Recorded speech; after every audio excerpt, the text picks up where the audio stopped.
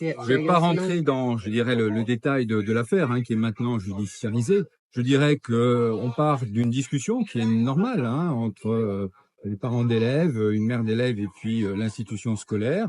Il y a place au dialogue, il y a place aux échanges, il y a aussi la place parfois à des désaccords. Tout ça se discute au sein de l'institution scolaire.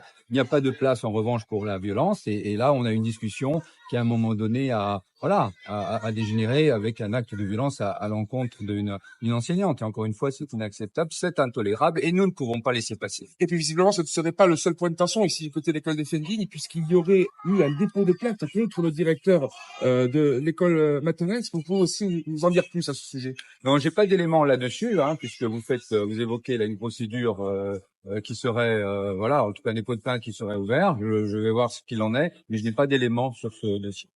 Alors oui, le débrayage s'est voulu dans toutes les écoles et tous les établissements scolaires de Corse. Aujourd'hui, nous félicitons de la présence du recteur, du représentant de l'inspection académique, des collègues de l'institution du collège, des syndicats. Et effectivement, nous sommes là pour discuter avec le recteur et pour dire que ce débrayage ne suffira absolument pas.